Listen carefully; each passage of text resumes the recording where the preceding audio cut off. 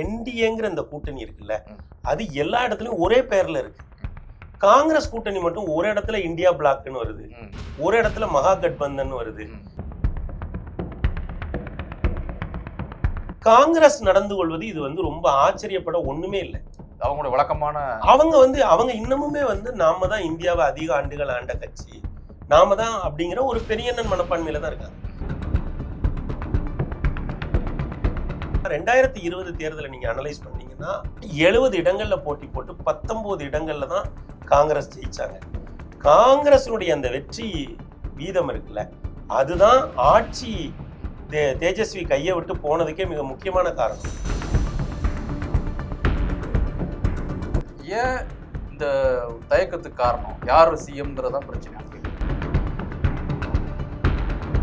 அப்போ காங்கிரஸ் இந்த தேர்தலை அணுகுகிற விதம் நம்முடைய புரிதலுக்கு அல்லது இதுவரை நாம் பார்த்த ஜனநாயக மாண்புகளுக்கு அப்பாற்பட்டதா இருக்கு. அது ஏன்னே தெரியல.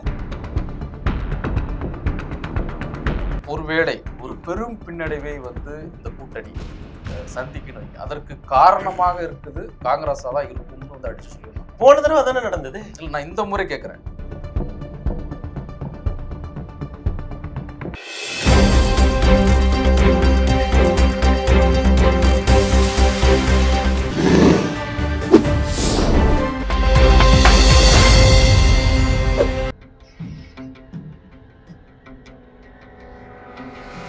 தமிழலை நேயர்களுக்கு வணக்கம். இன்றைய சந்திப்பில் நம்மோடு அரசியல் ஆய்வாளர் திரு பெருமாள் மணி அவர்கள், அவரை அன்போடு வரவேற்கிறோம். சார் வணக்கம். பீகார் சட்டப்பேரவை தேர்தல் முதல் கட்ட தேர்தலுக்கான அந்த இறுதி வாக்காளர் பட்டியலை ஆணையம் வெளியிட்டு 1314 பேர் அப்படின்னு சொல்லி லிஸ்ட் வந்துருச்சு. ஆனால் களம் பார்த்தீங்கன்னா ஒரு பரபரப்பு இருக்கு அப்படிங்கிறத மறுக்க முடியாது. சில சிக்கல்களும் குழப்பங்களும் இருக்கிறதையும் பார்க்க முடியுது. முதல் கட்டமா அந்த தேர்தல் களம் 2 அணிகளுக்கிடையே எப்படி இருக்குன்னு பத்தி ஒரு அவுட்லைன். 2 அணி அப்படிங்கிறத விட இப்போ மூணாவதான பிளேயர் பிரசாந்த் கிஷோரையும் நம்ம சேர்த்து தான் பார்க்க வேண்டியதா இருக்கு. கண்டிப்பா. ஏன் பிரசாந்த் கிஷோரை நம்ம இதுல சேர்த்து பார்க்கணும் அப்படின்னா, போன தடவை ஆட்சி அமைச்ச என்டிஏ 37.26% வாக்குகளை வாங்கினாங்க. அதுல ஆட்சியை பறிகொடுத்த மகாகட்பந்தன் 37.23% வாங்கினாங்க. வாக்கு வித்தியாசங்கிறது வெறும் 0.03% தான். இதே பிரசாந்த் கிஷோர் போன தடவை சொன்னாரு, நான் பார்த்த அரசியல் தலைவர்களுடைய வாரிசுகளிலேயே மிகவும் கூர்மையானவர் தேஜஸ்வி யாதவ் தான் அப்படின்னு சொல்லி சொன்னாரு. அப்ப இந்த தடவை அவர் களத்துக்கு வராரு.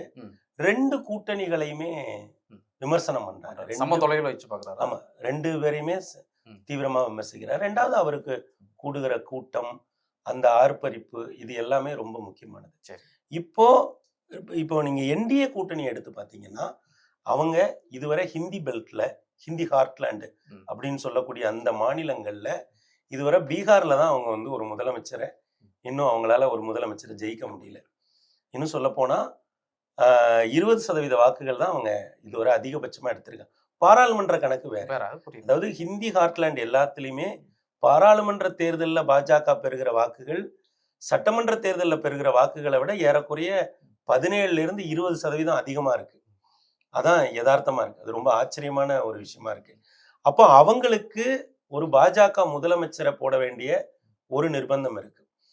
தேஜஸ்விக்கு என்ன தேவை இருக்குன்னா, அவங்க அப்பா ஆட்சி அதிகாரத்தை இழந்து 20 வருஷ ஆண்டு காலம் ஆயிருச்சு. அந்த ஆட்சியை ஒரு அடுத்த தலைமுறையா தன்னை இவர் முன்னிறுத்துறாரு. இன்னும் சொல்ல போனா கடந்த தேர்தல்ல 75 இடங்களோட அவர் தான் முதலிடத்தில் வந்த ஒரு கட்சி. அப்ப நேச்சுரலா நம்ம இந்த தடவை ஆட்சி வரும் அப்படிங்கிற ஒரு எண்ணம் இருக்கும். இது போக கடந்த 30 ஆண்டு கால இந்திய அரசியலை வடிவமைச்சது மண்டல் எதிர் மந்திர் அரசியல் அப்படிங்கிறது. இங்க மண்டல் அரசியல் அப்படிங்கிறது ரொம்ப தீவிரமாக இருந்த 2 மாநிலங்கள் உத்தரப்பிரதேசம், பீகாரும். உத்தரப்பிரதேசத்துல மந்திர் அரசியல் செயல்பட்டு அவங்க ஆட்சி அதிகாரத்துக்கு அவங்க ஒரு காவி கிளாட் சிஎம் அப்படின்னு சொல்லக்கூடிய ஒரு மடத்தினுடைய மடாதிபதியாக இருந்தவரையே அவங்க கொண்டு ஒரு சிஎம்மா வச்சுட்டாங்க. ஆனால் பீகார் அவங்களுக்கு ஒரு சவாலா இருக்கு. அப்ப இது என்ன கேள்வியை ஏற்படுத்துதுன்னா, ஜேபியோட மாணவர் மூவ்மெண்ட்ல இருந்த தலைவர்கள்ல மாணவர் தலைவர்களா இருந்தவர்கள மிக கடைசியாக ஆட்சி அதிகாரத்தில் இருப்பது ஐயா நிதிஷ்குமாரும் ஐயா லாலு பிரசாத்தும் தான். அப்போ இது வந்து அவங்களுக்கு ஒரு முக்கியமான ஜேபிஆர் ஸ்டூடெண்ட்ஸோட ஒரு முக்கியமான தேர்தல்.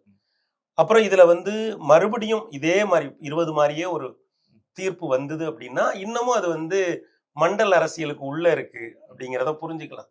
இல்ல இந்த முறை வந்து பாஜக ஒரு பெரிய வெற்றியை பெறுது அப்படின்னா அது மந்திர அரசியலுக்குள்ள அது போயிடுச்சு அப்படிங்கிறத நம்ம புரிஞ்சுக்கலாம். 2019 என்டிஏ கூட்டணி பெரிய வெற்றி பெற்றது. ஆனால் சட்டமன்ற தேர்தல்ல என்டிஏ கூட்டணியால 2020 அவ்வளவு பெரிய வெற்றியை பெற முடியவில்லை. இப்போ 2024 அவங்க பெரிய வெற்றியை பெற்றிருக்காங்க. ஆட்சி அதிகாரத்துல கூட பீகாரினுடைய கூட்டணி கட்சிகள் எல்லாருமே இன்னைக்கு இருக்காங்க. முக்கியமான கட்சியா இருக்குது. அந்த ஆட்சியை இன்றைக்கு கொண்டு செலுத்தக்கூடிய மிக முக்கியமான இடத்துல நிதிஷ் இருக்காரு. ஆக அப்படி பார்க்கிற பொழுது இந்த தேர்தல் வந்து ஒவ்வொருவருக்கும் தன்னளவில் என்டிஏவுக்கு ஒரு அஜெண்டா இருக்கு, மகா கட்பந்தனுக்கு ஒரு நோக்கம் இருக்கு. பிரசாந்த் கிஷோர் ஒரு புதிய சக்தியாக நான் வந்து எய்தர் அந்த டாப் ஆர் அந்த ஃப்ளோர் அப்படின்னு சொல்றாரு. இன்னும் 10 வருஷத்துக்கு நான் பீகாரை விட்டு எங்கேயும் போக போறதில்லை, நான் இங்கேதான் இருந்து அரசியல் பண்ண போறேன், ஒரு மாற்றத்துக்கான அரசியல். அவர் எல்லாத்தையுமே தீவிரமா விமர்சிக்கிறாரு, ஊழல் பற்றி மிக கடுமையா பேசுகிறார். ஆக அந்த அளவில் இந்த தேர்தல் ஒரு மிக முக்கியமான தேர்தலாக இருக்கிறது. நிச்சயமா நீங்க சொன்னீங்க ரொம்ப எல்லாருக்குமே ஒரு முக்கியமான தேர்தல் அப்படின்னு சொல்றீங்க, நாடாளுமன்றத்தில் ஒரு ஒப்பிட்டும் கூட சொல்றீங்க. ஆனா காங்கிரஸ் கட்சி இந்த தேர்தலை அணுகக்கூடிய முறையில பல பின்னடைவுகளை சந்திச்சிருக்கிறாங்க அப்படின்னு சொல்லி பத்திரிகைகள் நிறைய விமர்சனங்கள் காங்கிரஸ் மீது வருகிறது. அவர்கள் தங்கள் கூட்டணியை கட்டமைக்கிறதுல ஒரு இணக்கமான சூழலை அது நமக்கு வெளிப்படையா தெரியுது. கூட்டணி இருக்கக்கூடியவர்களே 2 பேரும் சேர்ந்து ஒரே தொகுதிக்கு வேட்பாளர் நிறுத்தக்கூடிய இதெல்லாம் நடந்திருக்குது. முதல் கட்டம் தான், அடுத்த கட்டத்திலே அது தொடரும் போல தெரியுங்கிற ஒரு அச்சத்தையும் பதிவு பண்றாங்க. இன்னும் மகா கட்பந்தன்ல கூட்டணி பேச்சுவார்த்தையே முடியலையே. அதுதான் சொல்றேன், இதுவே முடியல. அடுத்ததுல இது தொடரும் போல இருக்கு. இன்னும் முடியல. முதல் கட்ட எல்லாரும் என்ன எதிர்பார்த்தாங்கன்னா வேட்புமனு தாக்கலுக்கு முன்னாலேயாவது ஒரு சமரசம் முடியுமான்னு பார்த்தாங்க. இல்ல வாபஸ் வாங்குறதுக்கு முன்னாடியாவது வேட்புமனுக்களை வாபஸ் வாங்கும் போது ஒரு பேலன்ஸ் பண்ணிக்கலாம் இல்லையா, அதுவாவது முடியுமான்னு பார்த்தாங்க. இப்ப வந்து அவங்க 143 இடங்களுக்கு ஒரு வேட்பாளரை அறிவிச்சு போறாங்க. இப்ப இதுல என்னன்னா இதுல ஆச்சரியப்படுறதுக்கு எதுவுமே இல்லை. ஏன்னா காங்கிரஸ் இப்படிதான் நடந்துக்குது. நீங்க டெல்லியில ஆம் ஆத்மியோட என்ன நடந்தது, கூட்டணி இருக்கு, கூட்டணி இல்ல, கூட்டணி வரப்போகுது. இப்ப என்னன்னா என்டிஏங்கிற இந்த கூட்டணி இருக்குல்ல, அது எல்லா இடத்துலயும் ஒரே பேர்ல இருக்கு. காங்கிரஸ் கூட்டணி மட்டும் ஒரு இடத்துல இந்தியா பிளாக்னு வருது, ஒரு இடத்துல மகா கட்பந்தன் வருது. இப்ப இந்தியா பிளாக்னு நீங்க வச்சீங்கன்னா ஜேஎம்எம்க்கு ஒரு 5 சீட் தான் அவங்க கேக்குறாங்க அந்த பார்டர் ஸ்டேட் டிஸ்ட்ரிக்ட்ஸ்ல. அதை இவங்க வந்து கொடுக்க ரெடியாவே இல்லை. அவங்க வெளியே கடைசியில போயிட்டாங்க. அந்த தேர்தலே பெருந்தன்மை காட்டிட்டாங்க. ஏன்னா அவங்க வந்து அங்க காங்கிரஸ் அங்க அவங்களுக்கு ஒரு பார்ட்னரா இருக்கிற காரணத்தினால. இப்ப இதுல என்னன்னா ஆர்ஜேடியோட பிரசன்ஸ் வந்து ஜார்க்கண்ட்ல இருக்கு, ஜேஎம்எம்மோட பிரசன்ஸ் வந்து பீகார்ல இருக்கு. ஆனா காங்கிரஸ் நடந்து கொள்வது இது வந்து ரொம்ப ஆச்சரியப்பட ஒண்ணுமே இல்லை. அவங்களோட வழக்கமான அவங்க இன்னமுமே வந்து நாம தான் இந்தியாவை அதிக ஆண்டுகள் ஆண்ட கட்சி, நாம தான் அப்படிங்கிற ஒரு பெரியண்ணன் மனப்பான்மையில தான் இருக்காங்க. இதுக்கு ஒரு உதாரணம் பாருங்க, ஆம் ஆத்மி கூட கூட்டணி வரல, இந்தா வந்துருச்சு, இந்தா போயிருச்சு, இப்படியே பேசி சட்டமன்ற தேர்தலில் கடைசி கூட்டணி இல்லைன்னு டெல்லியில போட்டாங்க. என்னாச்சு, ஆம் ஆத்மி 4% வாக்குகள்ல தோல்வி அடைஞ்சது. காங்கிரஸ் தனியா நின்று எவ்வளவு வாக்கு வாங்குச்சு, 6% வாக்குகளை வாங்குச்சு. அது கூட்டணியா இருந்திருந்தா ஆம் ஆத்மி ஆட்சி அதிகாரத்துக்கு வந்திருக்குமா இல்லையாங்கிறத விட போட்டி நிச்சயமா கடுமையா இருந்திருக்கும். அப்போ அவங்க என்னன்னா எல்லா இடத்துலயும் இந்த மாதிரியான ஒரு அவங்க இன்னுமே அவங்க நினைக்கிறது சரின்னு கூட தோணுது. ஏன்னா இன்னைக்கு வரைக்கும் அவங்கதான் இந்தியாவை அதிக ஆண்டுகள் ஆண்ட கட்சி, இந்தியாவில் இருக்கிற எல்லா மாநிலங்களையும் ஆண்ட கட்சி அவங்கதான். அந்த அடிப்படையிலே அவங்க அணுகுறாங்க. அது ஒரு ஸ்ட்ராட்டஜியா கூட இருக்கலாம், நமக்கு தெரியாத ஒரு பெரிய ஸ்ட்ராட்டஜியா கூட இருக்கலாம். நீங்க எல்லாம் யாரு, உங்க கூட எல்லாம் நாங்க உட்கார்ந்து சரிக்கு சமமா பேசுறதா அப்படிங்கிற மாதிரி. இன்னும் சொல்ல போனா 2020 தேர்தலை நீங்க அனலைஸ் பண்ணீங்கன்னா 70 இடங்கள்ல போட்டி போட்டு 19 இடங்கள்ல தான் காங்கிரஸ் ஜெயிச்சாங்க. காங்கிரஸுடைய அந்த வெற்றி வீதம் இருக்குல்ல, அதுதான் ஆட்சி தேஜஸ்வி கையை விட்டு போனதுக்கே மிக முக்கியமான காரணம். ஏன்னா சிபிஐ எம்எல் வந்து அங்க ஸ்ட்ராங்கா இருக்காங்க, மற்ற 2 கம்யூனிஸ்டுகளும் அங்க இருக்காங்க. ஏன்னா பீகார் வந்து ஒரு 5-6 பகுதிகளா நீங்க வந்து பார்க்கலாம். அப்படி பார்க்கிற பொழுது அந்த மத்திய பீகார் பகுதிகள் ஒரு நேரத்துல நக்சல் பாதிப்பு இருந்த அந்த பகுதிகள் இருக்குல்ல, அங்க வந்து இன்னைக்கு வந்து சிபிஐ எம்எல்க்கு வந்து ஒரு நல்ல ஒரு பெரிய செல்வாக்கு இருக்கு. அவங்க கிராம அளவுல எல்லாம் பெரிய அளவுல இருக்காங்க. அப்ப அப்படி பார்க்கும்போது அவங்க இந்த தடவை கூட்டணி கட்சி கொஞ்சம் இடங்களை அதிகப்படுத்தி கொடுங்கன்னு கேக்குறாங்க. இதே இது நீங்க அப்படியே என்டிஏல என்ன நடக்குன்னு பாருங்க. போன தடவை அதிருப்தியாகி ஐயா ராம்விலாஸ் பாஸ்வானோட பையன் வந்து வெளியே போயிட்டாரு. பாஜகவுக்கு எதிராக மட்டும் நான் வேட்பாளரை போட மாட்டேன், மற்றவங்களுக்கு எதிராக வேட்பாளரை போடுவேன். இந்த தடவை அவரை கூப்பிட்டு 29 இடம் கொடுத்துருக்காங்க. கூட்டணியில இருக்கிற ஒரு சில கட்சிகளை அதிருப்தி தெரிவிச்சா கூட நம்ம அப்படிதான் நம்ம போகணுங்கிற ஒரு முடிவை வந்து அவங்க எடுக்கிறாங்க. இன்னும் மத்தியிலும் மாநிலத்திலும் ஆளுங்கட்சியாக இருக்கக்கூடிய என்டிஏ கூட்டணி வழக்கமா என்ன நடக்கும்னா எதிர்கட்சியா இருக்கவங்க தான் முதல்ல வந்து கூட்டணி எல்லாத்தையும் நம்ம ஜனநாயகத்துல பார்த்துருக்கோம். ஆனா காங்கிரஸ் வந்து தன்னை மனதளவுல இன்னும் அவங்க எதிர்கட்சியாவே நினைக்கல. நம்ம இன்னும் இந்தியாவை ஆண்ட கட்சி, அடுத்து ஆள போகிற கட்சி, நம்ம வந்து இப்படியே நடந்துக்கலாம் அப்படிங்கிற. ஏன்னா இந்த இடத்துல இல்ல சார், நீங்க கொஞ்சம் முன்னாடி பார்த்தோம்னா தேஜஸ்வி யாதவும் ராகுல் காந்தி சரி இணைந்தே கூட பீகார்ல வந்து சில முன்னெடுப்புகளை பண்ணாங்க. ஒரே வாகனத்துல போனதை பார்த்தோம். சில இன்னும் சொல்லப்போனா பீகார்ல உள்ள அந்த எஸ்ஐஆர் அதற்கு எதிரான முழக்கத்தெல்லாம் பார்த்தீங்கன்னா இணைந்து செயல்பட்டாங்க. ஸோ ஒரு நம்பிக்கை தெரிஞ்சு ஸோ இந்த தேர்தலில் வந்து ரொம்ப உறுதியாக அவங்க நிற்பாங்கன்னு. ஏன் இந்த தயக்கத்துக்கு காரணம் யார் சிஎம்ங்கிறதான் பிரச்சனையான்னு கேட்குறேன். இல்ல சார், இதுல 2 பேரும் இணைஞ்சு செயல்படல. ராகுல் காந்தி வந்தாரு, அவரு ஒரு ப்ரோக்ராம் போட்டு வந்தாரு. அந்த ப்ரோக்ராம்ல போய் தேஜஸ்வி அதுக்கு அதை ஒட்டி தேஜஸ்வி ஒரு யாத்திரை ஆரம்பிச்சாருல, அதுல ராகுல் இருந்தாரா? அதெல்லாம் இல்ல. ஐயா ராகுல் காந்தி வரும்போது ஐயா தேஜஸ்வி போய் அதுல சேர்ந்துக்கிட்டாரு. அவரு ஒரு இணக்கத்தை காட்டதான் செய்யறாரு. இப்ப அவங்க அப்பா அம்மா ஃபேமிலியா வந்து ஒரு சிபிஐ வழக்கு விஷயமா வந்து டெல்லிக்கு போனப்ப கூட அவங்க காங்கிரஸ் தலைமையை சந்திக்கிறதுக்கு நேரம் கேட்கதான் செஞ்சாங்க. ஆனா அவங்க கொடுக்கல. அப்போ காங்கிரஸ் வந்து இந்த தேர்தலை அணுகுகிற விதம் வந்து நம்முடைய புரிதலுக்கு அல்லது இதுவரை நாம் பார்த்த ஜனநாயக மாண்புகளுக்கு அப்பாற்பட்டதா இருக்கு. அது ஏன்னே தெரியல.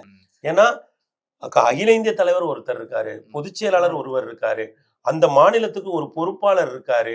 ஆனா கேண்டிடேட் லிஸ்ட யாரு அறிவிக்கிறான்னா அந்த மாநில தலைவரா ஒருத்தர் இருப்பார்ல, அவரு அறிவிக்கிறாரு. இது அவர் வந்து இறங்கும் போது லிஸ்ட் வருது, அவர் டெல்லி போயிட்டு வரும்போது ஆமா லிஸ்ட் வெளியே வருது. இது ரொம்ப ஆச்சரியமா இருக்கு ஒரு ஜனநாயகத்துல வந்து. ஏன்னா இப்போ ஒரு அரசியலா பார்க்கிற பொழுது பாரதிய ஜனதா கட்சி அவர்களுக்கு சமகாலத்தில் இன்றைக்கு வெவ்வேறு மாநிலங்களில் ஆட்சி செலுத்தக்கூடிய ஒரு கட்சி. அவர்கள் ஒரு தேர்தலை அணுகுகிற அந்த நேர்த்தி இருக்குல்ல, நீங்க உங்களுக்கு சம போட்டியாளராக இருக்கக்கூடிய ஒருத்தர்கிட்ட இருந்து கூட நீங்க இதை கத்துக்க மாட்டீங்க அப்படின்றது என்ன மாதிரியான அரசியல்னே புரிஞ்சுக்க முடியல. இப்ப வந்து ஒருவேளை ஒரு பெரும் பின்னடைவை வந்து இந்த கூட்டணி சந்திக்கணும் வைங்க, அதற்கு காரணமாக இருக்குது காங்கிரஸா தான் இருக்கும்னு வந்து அடிச்சு சொல்லிடலாம். போன தடவை அதானே நடந்தது. இல்ல நான் இந்த முறை கேட்கிறேன், இந்த முறை ஒரு பெரும் பின்னடைவை வந்து அந்த கூட்டணி சந்திக்குது அப்படின்னு சொன்னா, நீங்க சென்ற முறை சொன்னீங்க ரொம்ப புள்ளி இதுதான் சதவீதம். ஆமா, இப்போது கருத்து கணிப்புகள் கூட பாத்தீங்கன்னா அந்த மாதிரி தான் சொல்லி அவங்க 40+ வருவாங்க, இவங்களும் வந்து 39 அந்த அளவுக்கு தான் சொல்றாங்க. பெரிய வித்தியாசம் ஒண்ணு இல்ல. இப்போ பின்னடைவை சந்திக்கிறாங்க, இதை காட்டிலும் ஒரு பெரும் பின்னடைவு வரப்போகுது அப்படின்னு சொன்னா அது காரணமா காங்கிரஸ் தான் இருக்குமா? அதுக்கெல்லாம் அவங்க கவலைப்படவே இல்லையே. இந்தியா கூட்டணின்னு ஒண்ணு இருக்கு, இப்போ என்டிஏ கூட்டணின்னு ஒண்ணு இருக்கு. அவங்க என்டிஏ கூட்டணியா தான் எல்லா இடத்துலயுமே இருக்காங்க. இவங்க இந்தியா கூட்டணியா அங்க மகாகட்பந்தன் ஒண்ணு வச்சிருக்காங்க. ஜேஎம்எம் அவங்க கூட இருக்கு, அவங்களுக்கு சீட் இல்ல. அவங்க வந்து என்ன சொல்ற, எம்ஐஎம் வந்து வாக்குகளை சிறுபான்மையினர் வாக்குகளை எம்ஐஎம் பிரிக்குது. எம்ஐஎம் வந்து இந்த கூட்டணிக்குள்ள வர விரும்புது. எங்களுக்கு மிக குறைவான இடங்கள், அதுவும் அந்த மேற்கு வங்காளத்தை ஒட்டி இருக்கக்கூடிய ஒரு 5 மாவட்டங்கள் இருக்கு, கிஷன்காஞ்ச், புர்னியா, கத்திஹாரு, இப்படி ஒரு 5 மாநிலங்கள்ல சிறுபான்மையினர் 5 மாவட்டங்கள்ல சிறுபான்மையினர் பெருவாரியாக வசிக்கிற இடங்கள்ல தான் அவங்க தொகுதிகளை கேட்டாங்க. ஆனா எம்ஐஎம் ஓட பேச்சுவார்த்தை நடக்கவே இல்லை, அகாமடேட் பண்ண அவங்களுக்கு விருப்பமே இல்லை. ஜேஎம்எம் கேட்டு வெயிட் பண்ணி பார்த்து நேற்று பெருந்தன்மையா நாங்க இந்த தேர்தலில் போட்டியே இல்லைன்னு சொல்லி, ஏன்னா அவங்களுக்கு வந்து காங்கிரஸினுடைய ஆதரவு வந்து ஜார்க்கண்ட்ல தேவைப்படுது, அப்ப போறாங்க. அப்போ அவங்க எல்லாத்துக்கும் தயாராதான் இந்த தேர்தலை வந்து நம்ம என்ன வந்தாலும் பாத்துக்கலாம். அப்பதான் நம்ம என்ன நினைக்க வேண்டியதா இருக்குன்னா, காங்கிரஸுக்கு நம்ம புரிதலுக்கு அப்பாற்பட்ட ஏதோ ஒரு ஸ்ட்ராட்டஜி இருக்கு போல இருக்கு. அவங்க வந்து அதை காயின் வேற பண்றாங்க. ஒரே தொகுதியில இந்த கூட்டணியில இருக்கிற 2 பேர் போட்டிட்டா அதை ஃப்ரெண்ட்லி ஃபைட்னு வேற சொல்றாங்க. இதெல்லாம் வந்து ஜனநாயகம் இதுவரை பார்த்திராத ஒரு விஷயங்கள். அப்புறம் இந்த எஸ்ஐஆர் விஷயத்துல ஐயா ராகுல் காந்தி மிக தீவிரமான ஒரு ஆர்வத்தை காட்டினாங்க. அவங்க இன்னும் பிரச்சாரத்துக்கு போகல அப்படிங்கிறத வந்து எதிர்த்தரப்புல இருக்கிற பாஜக மிக கடுமையா வந்து கிண்டல் அடிச்சிட்டு இருக்காங்க. இப்போ நீங்க இதை வந்து ஒரு தொகுதி பங்கீடுல வர்ற பிரச்சனையா மட்டும் நீங்க பார்க்க கூடாது. ஆரம்பத்திலே இப்படி ஒரு தொகுதி பங்கீடு வருதுன்னா பிரச்சாரம் பண்றதுலயே இதுல வந்து நிச்சயமா பல சிக்கல்கள் வரும். ஏன்னா யார் எங்க போறது, அந்த ஷெட்யூல் எப்படி இருக்கும், யாரு கூட யார் ஜாயின் பண்றது. இப்போ நீங்க வந்து ஐயா ராகுல் காந்தி வந்து இந்த எஸ்ஐஆர் சம்பந்தமா ஓட்சோரின்னு சொல்லி வந்தப்ப வந்து ஐயா தேஜஸ்வி ஃப்ரீயா இருப்பா, அவங்கள ஃப்ரீ பண்ணிக்க முடியும். ஆனா தேர்தல் நேரத்துல அது முடியாது. ஏன்னா அவரு ஒரு இடத்துல அப்ப வந்து ஒரு கூட்டணியா இருக்கும்போது பிரச்சாரத்தை அந்த கட்சியினுடைய மிக முக்கியமான தலைவர்கள்லாம் உட்கார்ந்துதான் வந்து வடிவமைப்பாங்க. வடிவமைப்பிலே இப்போ ஒரு சிக்கல் வரும். நீங்க பிரச்சார தேதியும் இடத்தையும் வடிவமைக்கலே ஒரு சிக்கல் இருக்கு. அப்புறம் நீங்க எதை பிரச்சாரமா முன்னெடுக்கிறீங்கன்னு ஒண்ணு இருக்குல்ல. இப்ப அவர் என்ன சொல்றாரு, நான் வந்து வேலை வாய்ப்பை கொடுப்பேன்னு ஐயா தேஜஸ்வி சொல்றாரு. வீட்டுக்கு ஒரு வேலை, 3 கோடி பேருக்கு அரசு வேலை என்னால கொடுக்க முடியும்னு. ஏன்னா அவரு அதுதான் ரொம்ப முக்கியமான பீகாரோட பிரச்சனையா பாக்குறாரு. அங்க போதுமான அளவுக்கு நீர் இருக்கு, அங்க போதுமான அளவுக்கு தானியங்கள் இருக்கு, ஆனா வேலை இல்லைங்கிறத அவர் நம்ம மைக்ரேஷன் இருக்குது, அதை நான் தடை பண்றேன் அப்படின்னு சொல்றாரு. இப்ப நீங்க ஒரு கூட்டணியா நீங்க எந்த விஷயங்களை முன்வைத்து பிரச்சாரம் பண்ணுவீங்க அப்படிங்கிற ஒரு கொஸ்டின். ஏன்னா கூட்டணியை தொகுதி பங்கீட்டுல வரக்கூடிய பிரச்சனை என்பது நீங்க கடைசி வரை எதிரொலிக்கும் இல்லையா? நிச்சயமா. நீங்க கவுண்டிங்க்கு உள்ள யார் யார் போறா, எந்தெந்த அந்த ஒரு கவுண்டிங்க்கு போறதுக்கு ஏஜென்ட்ஸுக்கு ஒரு பாஸ் கொடுப்பாங்க இல்லைங்களா, அதெல்லாம் கூட கூட்டணி கட்சிகள் வந்து ஷேர் பண்ணுவாங்க கண்டிப்பா ப்ராப்பரா. அப்ப தேர்தலுங்கிறது ஒரு அரசியல் கட்சியும் தேர்தல் ஆணையமும் இணைந்து பார்க்கக்கூடிய ஒரு வேலை. அந்த வேலையில அந்த வேலை எங்க வந்து முதல்ல ரோலாக ஆரம்பிக்கும் அப்படின்னு பாத்தீங்கன்னா கூட்டணியை முடிவு பண்ற இடத்துலதான் ரோலாக ஆரம்பிச்சு. ஸோ இந்த நீங்க சொன்னீங்க எஸ்ஐஆர் சொன்னீங்க, இந்த எஸ்ஐஆருங்கிறது இந்த தேர்தல் முடிவுகள்ல ஏதாவது எதிரொலிக்கும் நினைக்கிறீங்களா? அதாவது நமக்கு வந்து அரசியல் பிரச்சனைகள், அரசியல் கட்சியினுடைய பிரச்சனைகளை நீங்க ரெண்டா வந்து பகுத்து பாருங்க. ஒன்று அறிவார்ந்த தளங்கள்ல நடக்கக்கூடிய பிரச்சனை விவாதங்கள், இன்னொன்று தனி மனிதர்களை நேரடியாக பாதிக்கக்கூடிய பிரச்சனை, நேரடியாக பாதிக்கக்கூடிய வாழ்வாதாரம் சார்ந்த பிரச்சனைகள். இப்போ ஒரு பசி, ஒரு மது கொடுமை, இது மாதிரியான விஷயங்களை வந்து ஒரு போக்குவரத்து வசதியின்மை, இதெல்லாம் வந்து ஒரு இடத்துல அல்லது ஒரு மழைநீர் தேங்கி நிக்குது, அடிப்படையான இன்ஃப்ராஸ்ட்ரக்சர். இப்போ வந்து இதெல்லாம் நாம அதனால பாதிக்கப்படலைன்னா கூட அதை பத்தி ஒரு அரசியல் கட்சி பேசும்போது நம்மளால ரிலேட் பண்ணிக்க முடியும். ஏன்னா நமக்கு நேரடியா தொடர்புடைய அது நம்ம இப்போ வந்து நம்ம இந்த குறிப்பிட்ட அரசியல் கட்சி பேசுகிற வாழ்வாதார பிரச்சனைகளுக்கு அப்பாற்பட்டு நம்ம இருக்கலாம். ஆனால் ஒரு அரசியல் கட்சி அதை பேசும்போது நம்மளால அதை ரிலேட் பண்ணிக்க முடியும். இப்ப நாம வந்து ஒரு மது குடிக்காதவரா இருக்கலாம், ஆனா வந்து மது சார்ந்த விஷயங்களை ஒருத்தர் பேசுறாரு, அதனால ஒரு குடும்பம் எப்படி பாதிக்கப்படுதுன்னு சொல்றாருன்னா நம்மளால அதை வந்து ரிலேட் பண்ணிக்கும். இப்ப எஸ்ஐஆர் அப்படிங்கிற இந்த பிரச்சனை என்னன்னா, தேர்தல் ஆணையம், உச்சநீதிமன்றம், டெல்லியினுடைய அதிகார மையங்கள், இவங்களுக்கு இடையில நடக்கக்கூடிய ஒரு பிரச்சனை. இது களத்துல என்னவா மாறும் அப்படின்னா, இப்ப தேர்தல் இது போன்ற வாக்காளர் பட்டியல் தயாரிப்பது, பூத் ஸ்லிப் கொடுப்பது, இந்த வேலை எல்லாத்தையுமே அரசியல் கட்சிகளும் தேர்தல் ஆணையமும் சேர்ந்துதான் பண்ணும். தமிழ்நாட்டுல அப்படி இல்ல, சொன்னா மாநிலத்திற்கு கூடிய அதிகாரிகளுடைய பங்கு தான் அதிக அளவுல இருக்கும், அதிக பங்கு இருக்கும். அரசியல் கட்சியினுடைய ரெப்ரசன்டேட்டிவ் இல்லாம அவங்களால பண்ணவே முடியாது. கண்டிப்பா. அப்போ அரசியல் கட்சிகள், இப்ப தமிழ்நாட்டுல எஸ்ஐஆர் வருதுன்னு வைங்க, நம்ம இங்க இருக்கிற ஒரு பகுதி செயலாளர் கிளீனா லிஸ்ட வச்சிருப்பாரு. சார் இதை எடுக்கலாம், இதை எடுக்க முடியாது, இவர் இங்க இருக்காரு அங்க இருக்காரு, என்ன டாக்குமெண்ட் வேணும்னாலும் கட்சிக்காரங்களே எடுத்து வந்து கொடுப்பாங்க. இதெல்லாம் எப்படி இருக்கு சார் நீங்க. அப்போ இது அரசியல் கட்சிகளும் இணைந்து பணியாற்ற வேண்டிய ஒரு வேலையை அவர் வந்து ஒரு பொலிட்டிக்கல் நரேட்டிவா, ஒரு பொலிட்டிக்கல் ஆப்டிக்ஸா மாத்துறாரு. ஆனா அதுல என்ன பிரச்சனைனா, அவங்க முதல்ல கொஞ்சம் பேரை நீக்கினாங்க, அப்புறம் கொஞ்சம் பேரை சேர்த்தாங்க. இப்ப எண்ட் ஆஃப் த டே உங்க பேர் உங்க வாக்காளர் பட்டியல்ல இருக்குன்னு வைங்களேன், இந்த பிரச்சனை உங்களை எந்த விதத்திலையும் சீண்டாது இல்லைங்களா. ஆனால் இது ஒரு இன்டெலக்சுவலா நீங்க பாத்தீங்கன்னு வைங்க, அந்த நம்பர் பெருசா இருக்குல்ல, அவங்க சொன்ன அந்த நம்பர் பெருசா இருக்கு. அது இன்டெலக்சுவலா ஒரு இந்தியா முழுமைக்கும் பிடியாப்பட்ட, ஆனால் அது ஒரு தனி மனிதனை எந்த அளவுக்கு பாதிக்கும். நீங்க ஒரு தேர்தலுக்கு போறீங்க, நீங்க தேர்தல் இல்லாத நேரத்துல ஒரு இஷ்யூவா அதை பேசலாம், விவாதம் நடத்தலாம், அதை பத்தின இதெல்லாம் பண்ணலாம். ஆனால் அது ஒரு எலக்ட்ரல் இஷ்யூவா மாறுமா? எஸ்ஐஆர்ங்கிறது ஒரு பொலிட்டிக்கல் இஷ்யூ தான், அதுல எந்த சந்தேகமும் வேண்டாம். அது ஒரு அரசியல் பிரச்சனை தான். ஆனால் அது ஒரு எலக்ட்ரல் இஷ்யூவாக மாறுமா, தேர்தல் பிரச்சனையாக மாறுமா அப்படின்னா எனக்கு அதுல சந்தேகம் இருக்கு. சோ இந்த பக்கம் நீங்க சொன்ன என்டிஏ கூட்டணியை பொறுத்தவரை அவங்களுடைய முக்கியமான ஸ்ட்ராட்டஜியா இந்த தேர்தல் என்ன வச்சிருக்காங்க? அவங்க வளர்ச்சியை தான் சொல்றாங்க. அவங்க என்ன சொல்றாங்க, அவருக்கு வந்து வளர்ச்சி பாபுன்னே ஒரு பேரு, யாரு இவருக்கு நம்ம ஐயா நிதிஷ் அவர்களுக்கு. ஏன்னா மண்டலுக்கு பிறகு வந்து ஒரு முக்கியமான விஷயம் நடந்தது. எம்ஒய்னு ஒரு காம்பினேஷனை வந்து ஐயா லாலு உருவாக்குனாங்க. Muslims Yadav combination. 17.7% இஸ்லாமியர்கள், 14% யாதவர்கள், 31% பேஸ் ஓட்டை வச்சுதான் லல்லு போனாரு.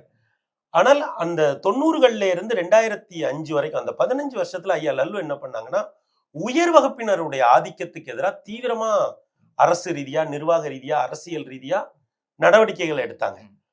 அதற்கு பிறகு இந்த பேக்வர்டு கம்யூனிட்டிஸ் ஸ்ட்ரென்த் ஆனாங்க. ஐயா நிதிஷ் எதை பார்த்தாங்கன்னா, இதுல எக்கனாமிக்கலி பேக்வர்டு கிளாஸ் இபிசின்னு ஒண்ணு இருக்கு, அவங்க வந்து ஐயா லல்லுவினுடைய ஆட்சி அதிகாரத்துல அதிகாரப்படலை அப்படின்னு சொல்லி அவங்களெல்லாம் ஒருங்கிணைச்சுதான் கொண்டு வந்தாங்க. அவங்க வந்த உடனே என்ன பண்ணாங்கன்னா, பெண்களுக்கு சைக்கிள் கொடுத்தாங்க, யூனிஃபார்ம் கொடுத்தாங்க, 10,000 ஆசிரியர்களை நியமிச்சாங்க, அப்புறம் நல்ல சாலைகள். அதுவும் குறிப்பா இந்த என்டிஏ அரசு வந்த பிறகு சாலை வசதி, மின்சார வசதி. ஒரு நேரத்துலலாம் சொல்லுவாங்க, பீகாருக்குள்ள டிராவல் பண்றது அப்படிங்கிறது வந்து மின்சாரம் இல்லாத பாதையில என்ஹெச்லயே நீங்க டிராவல் பண்ணீங்கன்னா கூட ஒரு சில இடங்கள்ல தான் மின்சாரத்தை பார்க்க முடியும். ஆனால் இன்றைக்கு இந்த வசதிகளை கொண்டு வந்திருக்காங்க. மேம்பாலங்கள் நிறைய கட்டியிருக்காங்க. இப்ப நீங்க பீகார் பத்தி பாத்தீங்கன்னா, ஒரு சில பாலங்கள் இடிஞ்சு விழுந்த செய்தி நமக்கு இப்போ சமீபத்துல என்ன அர்த்தம்னா, அங்க நிறைய பாலங்கள் கட்டியிருக்காங்க, சாலைகள் போட்டிருக்காங்க, மின்சார வசதியை கொண்டு போய் சேர்த்திருக்காங்க. இப்போ மகளிருக்கு வந்து பாத்தீங்கன்னா, இப்போ வந்து 10,000 ரூபாய் அக்கௌண்ட்ல போட்டிருக்காங்க. இதற்கு முன்னாடி அவர் 2005 வந்த உடனே பெண் கல்விக்கு ரொம்ப முக்கியத்துவம் கொடுத்தாரு. பெண்கள் வந்து படிக்க போகணும் அப்படின்னு சொல்லி அதற்கான எல்லா விஷயங்களையும் பண்ணார்.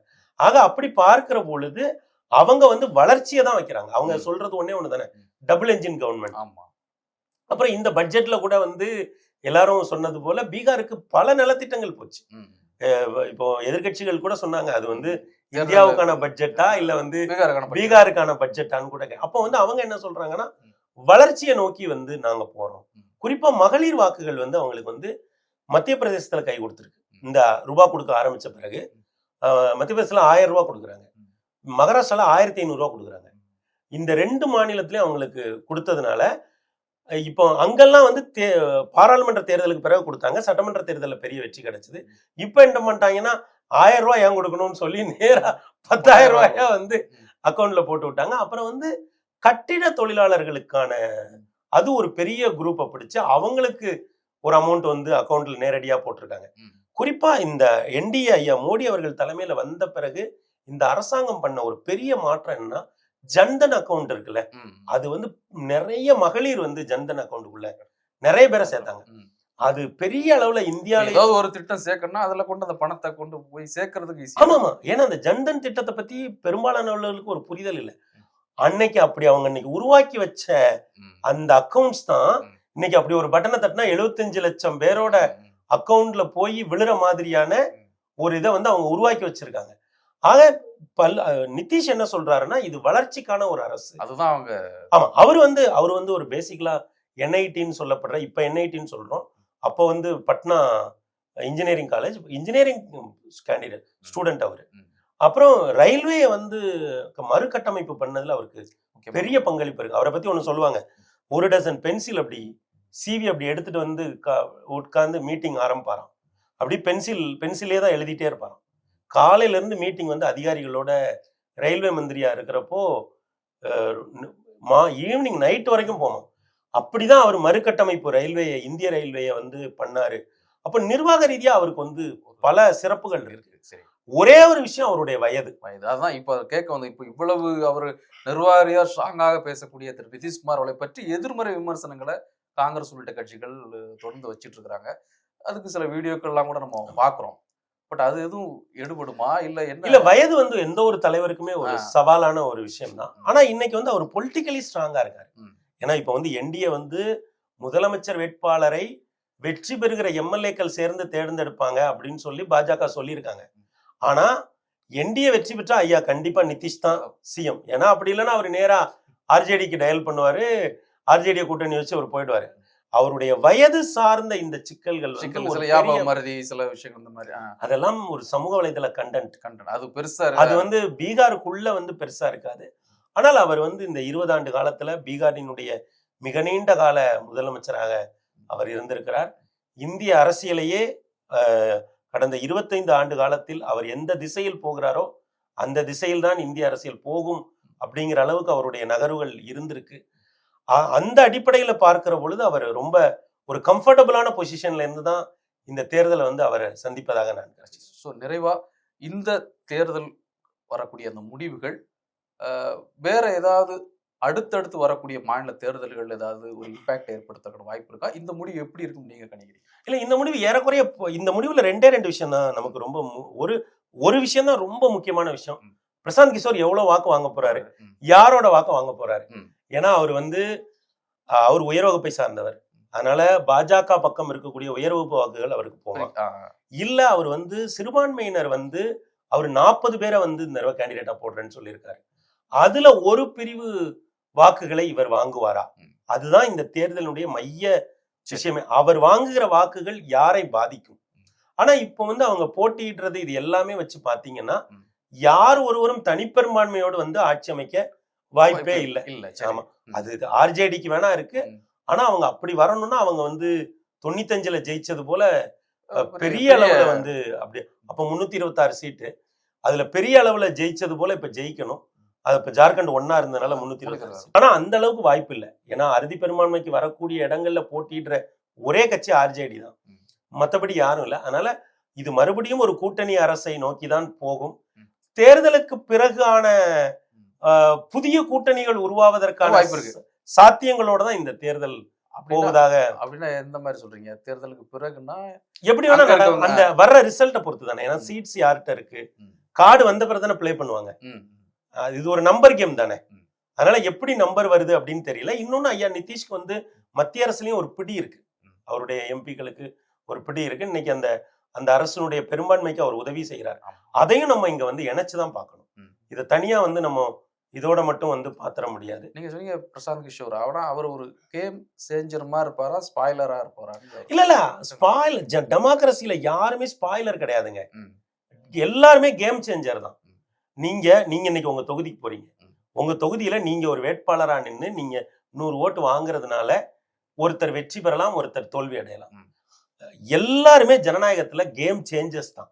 இந்த ஸ்பாய்லருங்கிறவங்க யாரு தெரியுங்களா? ஜனநாயகத்தின் மீது நம்பிக்கை இல்லாதவங்க. எப்படி ஒருத்தர் போட்டிக்குள்ள வந்துட்டனாலே நீங்க ஜனநாயகத்துக்குள்ள அவன் வராங்க, அவனை நம்பி ஒரு ஓட்டு போடுறாங்க. நீங்க வந்து நீங்க களத்துல போய் ஒரு ஓட்டு வாங்குறது எவ்வளவு சிக்கல். ஏன் அந்த வார்த்தையை பயன்படுத்துறேன்? ஒண்ணு நீ ஜெயிக்கணும், இல்ல அவன் ஜெயிக்கணும். இது வந்து ஒரு யாருக்குமே இல்லாத அளவுல ஒரு ஜெயிக்க மாட்டாங்கிற ஆளை வந்து ஜெயிக்க வைக்கிற மாதிரி ஒரு வரும்போது ஒரு ஸ்பாய்லரா மாறுறாரு. இல்ல அது வந்து என்னன்னா, நீங்க ஸ்பாய்லருங்கிற வார்த்தை இப்ப இது உங்க வார்த்தைன்னு நான் சொல்லல, அது பொதுவாக பத்திரிகைகள்ல பயன்படுத்தப்படுகிற ஒரு வார்த்தை. ஏன் நான் அதை வந்து ஆன்டி டெமோக்ராட்டிக் வார்த்தைன்னு நான் சொல்றேன் அப்படின்னா, ஒரு களத்துக்குள்ள நின்னு ஒரு ஓட்டு வாங்குறதே பெரிய விஷயம். அவ்வளவு எளிது கிடையாதுங்க. இப்ப நீங்களே நிக்கிறீங்க, உங்க வீட்டுல எல்லாரும் உங்களுக்கு ஓட்டு போட்டுருவாங்களா? இல்ல. அப்போ ஒருத்தர் ஜனநாயகத்துக்குள்ள வரான், இந்த தேர்தலுக்குள்ள ஏதோ ஒன்ன பேசுறான், அவன் கொள்கையால ஈர்க்கப்பட்டு அவனுக்கு ஒரு சில லட்சம் வாக்குகள் விழுது அப்படின்னா அவன் மேல அந்த மக்கள் நம்பிக்கை வச்சிருக்காங்க. இந்த தேர்தல் அது வெற்றியா மாறாம இருக்கலாம். அப்ப நீங்க ஒரு நேரத்துல ஆட்சி அதிகாரத்துக்கு வராம ஜனநாயகத்துக்குள்ள வந்தவங்க தானே அதுக்கப்புறம் வந்து ஆட்சி அதிகாரத்துக்கு வராங்க. அப்போ ஜனநாயகத்தை வெறும் வெற்றியை மட்டும் வச்சு மதிப்பீடு பண்ணக்கூடாது. இப்போ இவர் எந்த பிரிவு வாக்குகளை வாங்குகிறாரோ அதை வச்சு ஆட்சி அதிகாரத்துல இருக்கிறவன் நலத்திட்டங்களை அங்க கொண்டு போய் சேர்க்கணும்னு நினைப்பான். இப்ப ஜனநாயகத்துல இவர் வாங்குகிற வாக்கு வந்து களத்துல இருக்கிறவங்களுக்கு தெரியும், ஐயோ இந்த குரூப் அங்க ஓட்டு போட்டுருச்சுன்னா அப்போ அந்த வாக்குகளை வாங்குறதுக்கு என்ன பண்ணணும். அதனாலதான் சொல்றேன், ஜனநாயகத்தில் தேர்தல் களத்துக்குள் வருகிற யாருமே ஸ்பாய்லரே கிடையாது. They are game changers. அவர் இந்த ஆட்டத்தை எந்த அளவுக்கு மாற்ற போகிறார், எவ்வளவு வாக்குகளை பெறப்போகிறார். ஏனென்றால் ஒரு பெரிய அரசியல் பின்புலமோ எதுவுமே இல்லாமல் ஒரு வியூக வகுப்பாளராக இருந்து இந்திய அரசியலுக்குள் வருகிறார். இது ரொம்ப புதிது. அவர் முன்னெடுக்கிற அரசியலும் புதிதாக இருக்கிறது. அப்போ ஒரு அடுத்த தலைமுறைக்கான ஒரு அரசியலை அவர் பேசுவதாகவே பார்க்க வேண்டியதாக இருக்கிறது. அதுவும் பீகார் போல தெளிந்த அரசியல் அறிவுள்ள பொருளாதார ரீதியாக பின்தங்கி இருக்கிற ஒரு மாநிலத்தில் இப்படியாப்பட்ட ஒரு புதிய சக்தி வருவது என்பது கவனிக்கத்தக்கது. நான் ரெண்டாவதா கேட்டுக்கல, இந்த முடிவுகள் வந்து அடுத்து வரக்கூடிய மாநில தேர்தல்கள் ஏதாவது ஒரு இம்பாக்ட் ஏற்படுத்துமா? ஏதாவது இந்த இடத்த பிடிச்சி அங்க அப்படி நடந்துச்சுங்க அப்படிங்கிற மாதிரி? இல்ல எந்த ஒரு தேர்தலுமே தன்னளவுல அதோட முடிஞ்சு நீங்க எந்த தேர்தலா இருந்தாலும் சரி. அந்த தேர்தல் அதுல எத்தனை பேர் ஜெயிக்கிறான், எத்தனை பேர் தோக்குறான். நீங்க ஒரு ஓட்டுல தோத்திருந்தா கூட அவ்வளவுதான், நீங்க எம்எல்ஏ உள்ள கிடையாது. ஆனால் நீங்க இன்னைக்கு 234 இடங்கள் இருக்கு, 243 இடங்கள் இருக்கக்கூடிய பீகார்ல நீங்க 122 இடத்தோட நீங்க போனீங்கன்னு வைங்க, பட்னாவோட அசம்பிளிக்குள்ள நீங்க போனீங்கன்னா உங்களுக்கு 15 லட்சம் அரசு ஊழியர்கள் வேலை செய்யறதுக்கு காத்திருப்பாங்க. அதான் ஜனநாயகம். ஆக அப்படி பார்க்க அந்த தேர்தல் அந்த அளவில் தான். நீங்க எந்த 2 தேர்தல்களுக்கும் இடையில் எந்த ஒரு தொடர்ச்சியோ எந்த ஒரு விஷயமோ இருக்காது. ஆனால் நாம அறிவார்ந்த ரீதியா அதை ஒரு உரையாடலா பாக்குறதுக்காக, நாம் அதை பற்றி எழுதுவதற்காக, பேசுவதற்காக நம்ம பண்ணலாமே தவிர, களத்தில் இருக்கிற ஒரு அரசியல்வாதியை கேட்டீங்கன்னு வைங்களேன், அவங்க இந்த தேர்தலுக்கு இன்னைக்கு என்ன, இன்னைக்கு எத்தனை ஓட்டு நம்ம வாங்க முடியும் அப்படின்னு தான் போவாங்களே தவிர, அவங்க களத்துல இருக்கிற அரசியல் தலைவர்கள் மத்தியில முன்னாடி நடந்த தேர்தலோ, அடுத்து வரப்போகிற தேர்தலோ, பக்கத்து மாநிலங்களில் நடந்த எதுவுமே அவங்க மனதுல இருக்காது. அவங்க இந்த தேர்தல் இந்த அளவுல இருக்கும். ஏனென்றால் அதிகாரம் என்பது அந்த நேரம், அந்த இடம் சம்பந்தப்பட்டது. அதற்கு முன்னும் ஒன்றுமில்லை, பின்னும் ஒன்றுமில்லை. அதான் அதிகாரம். நிச்சயமா. மிக்க நன்றி தமிழ்நிலை சார்பாக. நன்றி வாய்ப்பிற்கு.